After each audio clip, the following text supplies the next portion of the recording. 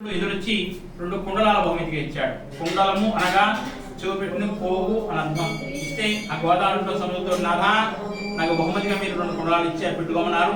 నేను పెట్టుకోవడం కాదు, మన ఇద్దరము కలిసిన ప్రాంతం ఈ ప్రాంతము మన ఇద్దరి జ్ఞాపకార్థం లోక కళ్యాణార్థమై మానవులు పూజ చేసుకోవడం కోసం ఒక కుండలాన్ని నది ఒడ్డున రెండో కుండలాన్ని నదీ గర్భంలో ప్రతిష్ఠ చేయమని కోరింది గోదావరి. వృద్ధ గౌతముడు కోరింది. ఆ విధంగా వృద్ధ గౌతముడు ఒకటి మానవుల కోసం ఒట్టి ప్రతిష్ఠ చేసి రెండో దేవతల పూజ చేసుకోవడం కోసం నదీ గర్భంలో ప్రతిష్ఠ చేసిన తర్వాత నదిలో స్నానం చేశాడైనా. చేయగానే వృద్ధాప్యం పోయి యవ్వనం వసి వచ్చింది. ఈ క్షేత్ర మహత్యం ఏమిటైనా అంటే వృద్ధులు కూడా ముసలవాడు కూడా ఈ క్షేత్రంలో స్నానం చేయడం వల్ల యవ్వనం వయసు వస్తుంది అన్నది క్షేత్ర మహత్యం. ఇది గౌతమి మహత్యంలో 103వ అధ్యాయంలో 15వ శ్లోకంలో చెప్పబడుతోంది. అంతేకాకుండా బ్రహ్మాండ పురాణం తెలియజేస్తోంది. బ్రహ్మదేవుని అడిగట్ట నారదుడు, తండ్రి గారు ఈ భూమండలం మీద చాలా పుణ్యక్షేత్రాలు ఉన్నాయి, నదీ తీర ప్రాంతంలో అనగా నది ఒడ్డున ఏమైనా క్షేత్రంలో చెప్పండి, ఆ స్వామిని దర్శనం చేసుకుని వస్తాను అడిగట్ట నారద మహర్షి. అప్పుడు బ్రహ్మదేవుడు ఈ కుండలేశ్వర క్షేత్రం చెప్పినాడు. ఇది బ్రహ్మాండ పురాణంలో ఉంది. అనంతం కుండలాపలం, నదిలో స్నానం చేసి స్వామివారి కనుక దర్శనం చేసుకుంటే అనంతం, అంతా ఇంత అని వర్ణించలేము, కోటి కోటి రెట్లు ఫలితం వస్తుంది నదిలో స్నానం చేసి స్వామివారిని దర్శనం చేసుకోవడం వల్ల అని చెప్పడంతో నారదుడు వచ్చి నదిలో స్నానం చేసి నదిలో ఉన్న కుండలేశ్వర స్వామి అభిషేకం చేసుకుని మళ్ళా పైకి వచ్చి ఈ స్వామిని కూడా అర్చన చేస్తున్నాడు నారదుడు అని చెప్పి మనకు బ్రహ్మాండ పురాణం తెలియజేస్తోంది. ఇవన్నీ కూడా పురాణాలు. మానవులెవ్వరూ కూడా ఈ ప్రాంతంలో సంచరించక ముందు జరిగిన విషయాలు. మానవులు ఎవరైనా సంచరించేయడంలో ఈ క్షేత్రానికి విశేషాలు ఉన్నాయా అని తెలుసుకోవాల్సి వస్తే భక్త మార్కండేయుడు మన మానవుడు 4వ శతాబ్దం వాడు, ఆయుష్ 16 సంవత్సరాలు. ఆయన 13వ ఏటనే భారతదేశంలో మన క్షేత్రాన్ని దర్శనం చేసుకుంటూ నదిలో స్నానం చేసి స్వామివారిని దర్శనం చేసుకుని ఆఖరిని హిమాలయాలు వెళ్ళి హిమాలయాల్లో తపస్సు చేసుకుంటున్నాడు. ఈ లోపల యమధర్మరాజు తీసుకెళ్లే ప్రయత్నం చేస్తున్నాడు. అప్పుడు శివలింగాన్ని పట్టుకుని కొన్ని పాటలు పాడాడు. వాటి మీద చంద్రశేఖరాష్టకాలు అంటారు. అందులో ఈ కుండలేశ్వర స్వామి గురించి పాడాడు. కుండలీకృత కుండలేశ్వర కుండలం వృషవాహనం, కుండలాకారంలో ఉన్న ఓ కుండలేశ్వర స్వామి. కుండలనగా చూపెట్టి పోగలర్థం. చూడండి, లింగం చాలా చోట్ల లింగాలు గుండ్రంగా ఉంటాయి, ఇక్కడ అలా లేదు. ఆ పక్క ఈ పక్క పల్లంగా ఉండి మెల్లగా ఎత్తుగా ఉంది. ఇలాగా ఇది లింగం అనమాట. చూపెట్టి లింగం కుండలము కుండలేశ్వరుడు అన్నాడు మార్కండేయుడు. కుండలాకారంలో ఉన్న ఓ కుండలేశ్వర స్వామి వృషవాహనుడవై నందివాహనుడవై ఈ ప్రాంతంలో ఉన్నావయ్యా. నారదాది మునీశ్వరస్తుద వైభవం భువనేశ్వరం. నారదుడు మునీశ్వరులు యోగులు వచ్చి స్నానం చేసి పూజ చేసుకున్నారు. భువనేశ్వరం పుణ్యమైన క్షేత్రం ఇది. ఇందాక చెప్పుకున్నామని మరి మార్కండేయుడి క్షేత్రానికి వచ్చే ముందు నారదుడు వచ్చాడు. అంతకుముందు ఎవరు వృద్ధ గౌతముడైన వాడు ప్రతిష్ఠ చేశాడు. అలాగే ఈ ప్రాంతానికి నారద మహర్షి నదిలో స్నానం చేసి స్వామివారిని పూజ చేసుకున్నాం మనం చెప్పుకున్నాం బ్రహ్మాండ పురాణంలో. అదే విషయాన్ని మార్కండేయుడు అంటున్నాడు. మార్కండేయుడు రాకముందు వరకు మరి దేవాలయాన్ని ఎవరు చేశారు? ఋషులు మునులు యోగులు నదీ స్నానం చేసి స్వామివారిని పూజ చేస్తున్నవారు. ఎప్పుడైతే మార్కండేయుడు వచ్చాడు క్షేత్రానికి వాళ్ళందరూ అనుకున్నారట ఇక నుంచి మానవులు రావడం మొదలెడతారు, మనం ఉండడం శ్రేయస్కరం కాదు ఇక్కడ అని చెప్పి వాళ్ళందరూ కూడా హిమాలయాలు వెళ్ళిపోయారు. అప్పుడు మార్కండేయుడు కూడా హిమాలయాల్లో పాడుతున్న పాటది. నారదాది మునీశ్వరస్తుద వైభవం భువనేశ్వరం. భువనేశ్వరం అంటే పుణ్యమైన క్షేత్రం ఇది.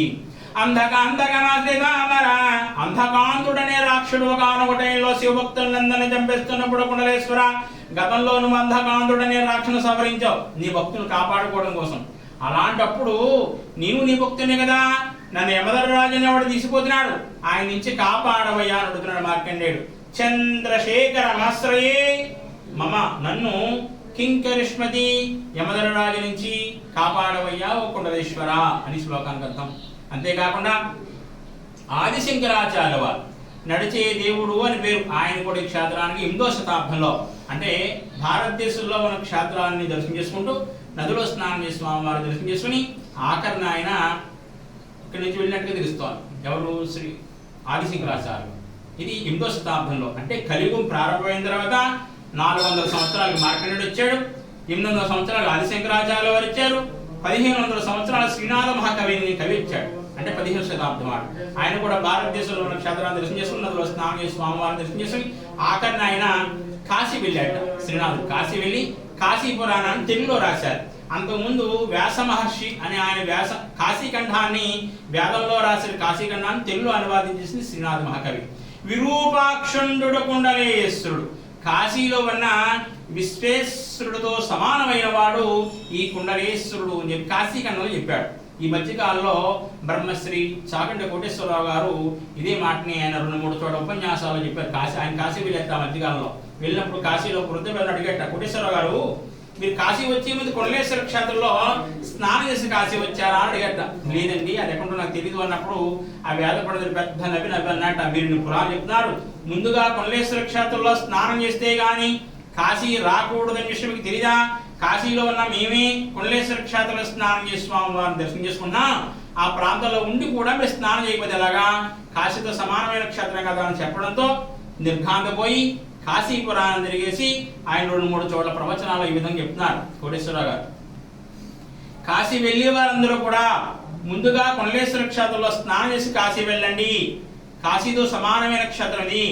కాశీ వెళ్ళలేని వాళ్ళు కూడా నదిలో స్నానం చేసి స్వామివారిని దర్శనం చేసుకుంటే కాశీ వెళ్ళినంత ఫలితం వస్తుంది అని చెప్పడంతో చాలా మంది క్షేత్రాల దర్శనానికి వస్తున్నారు. ఎందుకు స్నానం చేసి కాశీ వెళ్ళాలి? అలా వెళ్ళడం వల్ల ఫలితం ఏంటి? మామూలుగా కాశీ వెళ్తేనే మహత్తర శక్తి కలది. శైవ క్షేత్రాల్లో అద్భుతమైన క్షేత్రం ఉంది ఏంటంటే అది కాశీ. దాని తర్వాత ఏ క్షేత్రం అన్నా కూడా ఇది సత్యం, దాన్ని ఎవ్వరు కూడా కాదని లేరు. అంతర మహత్తర శక్తి గల క్షేత్రానికి వెళ్లే ముందు కుండలేశ్వర క్షేత్రంలో స్నానం చేసి కాశీ ఎందుకు వెళ్ళాలి? కోటేశ్వర గారు చెప్పండి, కానీ స్నానం చేసి కాశీ వెళ్ళాలనుకుందామండి భక్తులందరూ కూడా. వెళ్ళగానే ఏం చేస్తారడా? గంగలు మురుగుతారు. మునగానే గంగాదేవి ఉంటుందా, ఈ భక్తుడు నాకు ఎటువంటి పాపాలు అంటించలేదు కనుక వీడు శివసాగ్య పొందుగాక అని ఆశీర్వదిస్తుందా. మనం కాశీ వెళ్ళేది ఎందుకండి?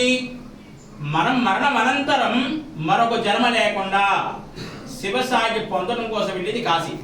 అలా పొందాలి అంటే ముందుగా కుండలేశ్వర క్షేత్రంలో స్నానం చేసి వెళ్ళాలి. అలా కాదు, మనకు తెలియదు కుండలేశ్వరం వెళ్ళాలి విషయం మనకు తెలియదు అనుకుందామండి.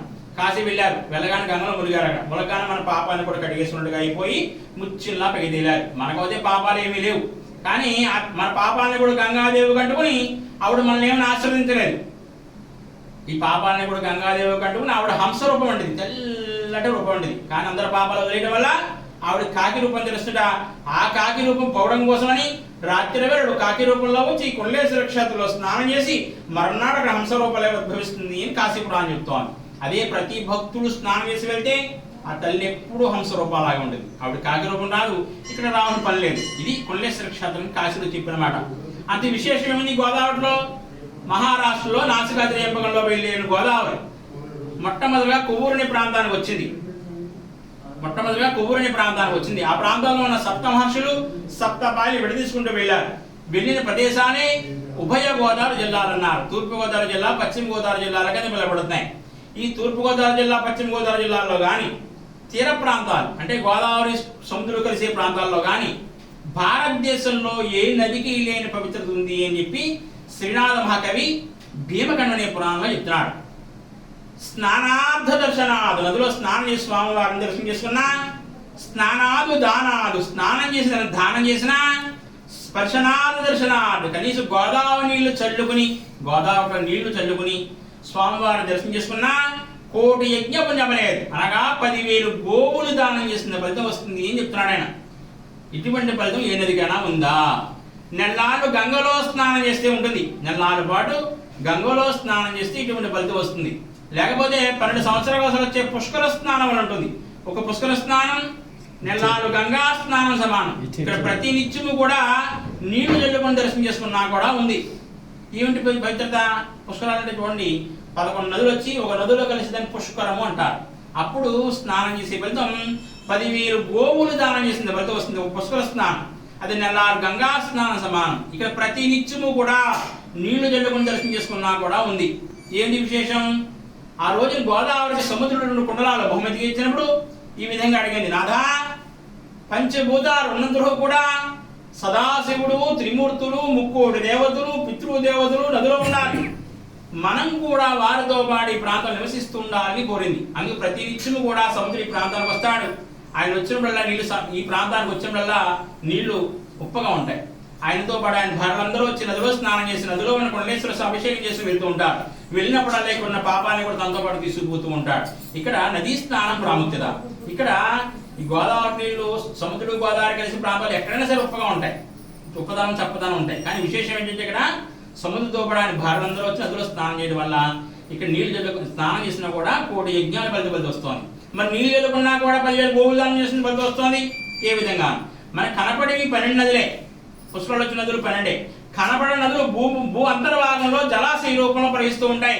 3,400 కోట్ల నదులు ఉన్నాయని, భూ అంతర్భాగంలో ప్రవహిస్తున్నాయని ఋషులు చెప్పే మాట. అవి ఎక్కడెక్కడ ప్రవహించిన నదులు సముద్రం కలుస్తారు. భర్తతో పాటు భార్యలందరూ వచ్చి నదిలో స్నానం చేసి నదిలో ఉన్న కొండలేశ్వర అభిషేకం చేసుకుని ఇక్కడి నుంచి వెళ్ళిపోయేటప్పుడు లేకుండా పాపాన్ని కూడా తనతో పాటు తీసుకుపోతూ ఉంటాడు సముద్రుడు. అందుకు ఈ ప్రాంతం నీళ్లు జల్లుకొని దర్శనం చేసుకున్నా కూడా మోక్షం సిద్ధిస్తుంది అని చెప్పబడుతోంది. అంత అద్భుతమైన క్షేత్రం కొండలేశ్వర క్షేత్రం. భారతదేశంలో ఎక్కడా కూడా ఈ దేవాల విమానోపేణ అంటే శ్రీకృష్ణ పరమాత్ముడు అవతారాలు 10 అవతారాలు అంటే ఈశ్వరుడికి అవతారాలు లేవు. ఎప్పుడు పుట్టాడు అన్నది ఎవరికి తెలియదు. ఈ అనంతం సృష్టికి ముందు నుంచి ఉన్నవాడు ఎవరయ్యా అంటే ఆది పురుషుడు ఒక ఈశ్వరుడే. ఆయన గురించి చెప్పడానికి ఎవరికి సరిపోదు. కానీ ఒక్కొక్క రోజుకి ఒక్కొక్క లీల కింద ఉన్నాయి. అవి ఉన్నాయి ఎక్కడ పద్యవాద్యాల్లో ఉన్నాయి తప్ప విగ్రహ రూపంలో లేవు. మా దేవాలయం మీద మొత్తం 72 విగ్రహాలు ఉన్నాయి. అందులో 24 శివలీలలు ఉన్నాయి. అంత అద్భుతమైన క్షేత్రం కొండలేశ్వర క్షేత్రం. సర్వే జనా సుఖినో భవంతు. ఓం శాంతి శాంతి శాంతి.